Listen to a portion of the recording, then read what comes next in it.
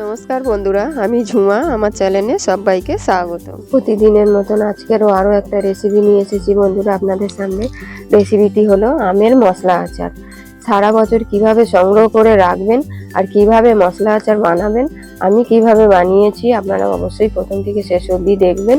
দেখে যদি ভালো লাগে বন্ধুরা একটা লাইক, শেয়ার, কমেন্ট করতে ভুলবেন না। আমি এখানে 4টে আম নিয়েছি। আমগুলো আমি ভালো করে ধুয়ে নেব। হাত দিয়ে কচলে কচলে আমগুলো ধুয়ে নেব। আমগুলো আমি এবার কেটে নেব বন্ধুরা।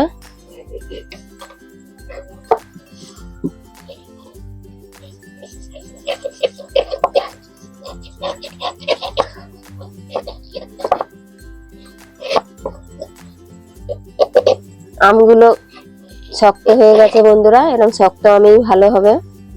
এরকম টুকরো করে নেব। এটাকে আমি 3 টুকরো করব। এইভাবে কেটে নেব।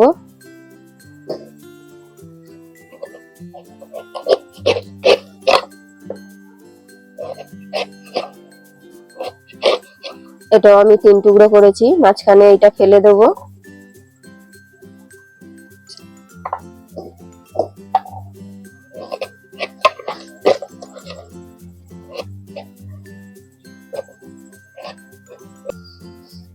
বন্ধুরা আমি 1 চামচ নুন দেবো। আরো 1 চামচ দিয়েছি। দিয়ে 1 মগ আমি জল দিয়েছি। দিয়ে আমি আধা ঘন্টার মতন 30 মিনিট ভিজিয়ে রেখে দেবো। তাহলে আমের যে কষটা বেরিয়ে যাবে। আমি আধা ঘন্টা ভিজিয়ে রেখেছিলাম বন্ধুরা, দেখুন কতটা কষ বেরিয়েছে। জল একদম নীল হয়ে গেছে। আমি এবার ভালো করে ধুয়ে তুলে নেব।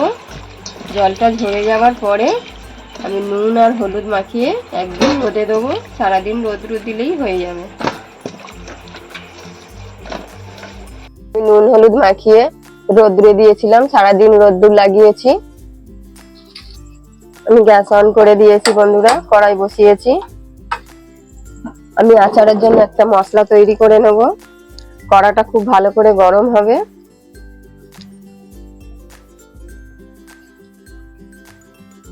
বন্ধুরা আমি এখানে কিছু মশলা নিয়েছি। 5টা শুকনো লঙ্কা নিয়েছি, 1 চামচ মৌরি নিয়েছি, আর হাফ চামচ কালো সর্ষে, আর 1 চামচ আর হাফ চামচ সাদা সর্ষে, আর 1 চামচ গোলমরিচ, 1 চামচ কালো জিরে, আর হাফ চামচ মেথি।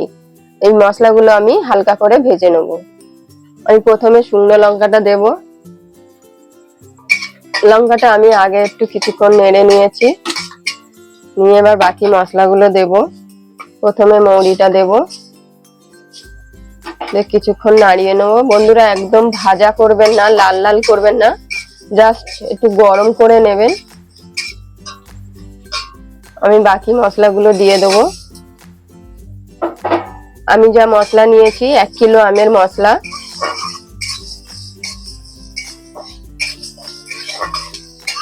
বন্ধুরা আমি গরম করে নিয়েছি, গ্যাস বন্ধ করে দিয়েছি। আমি ঢেলে নেব। মশলাটা আমি শিলে গুঁড়ো করে নেব। প্রথমে লঙ্কাটা আমি হালকা গুঁড়ো করে নেব। লঙ্কাটা আমি গুঁড়ো করে নিয়েছি। বাকি মশলাটা আমি গুঁড়ো করে নেব। বন্ধুরা একদম মিহি করবেন না, কিন্তু শুধু গোটা গোটা মশলাটা ভেঙে নেবেন। হালকা করে চাপ দেবেন, ভেঙে নেবেন।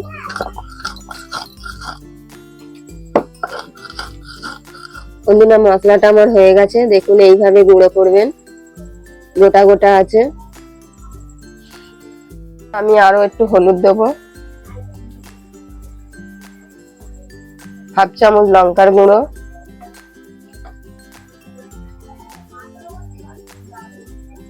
হাফ চামচের কম নুন দেব।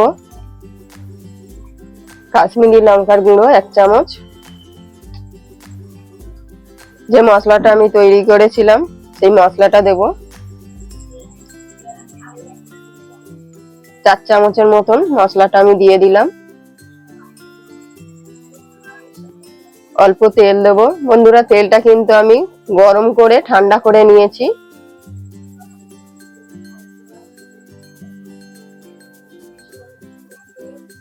ভালো করে আমি মেখে নেব।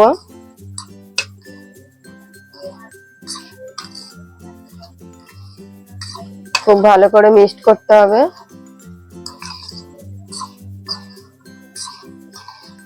ভালো করে মিক্সড করার পর কিন্তু বন্ধুরা আপনারা এই বাটি ধরেও রোদ্দুরে দিতে পারেন কিংবা কাঁচের বয়ামে ভরেও দিতে পারেন।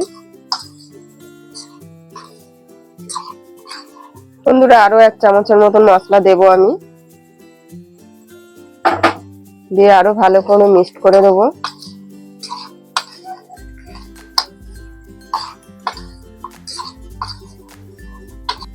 আমি এবারে কাঁচের বয়ামে ঢেলে নেব। আমি উপর থেকে একটু তেল দিয়ে দেবো।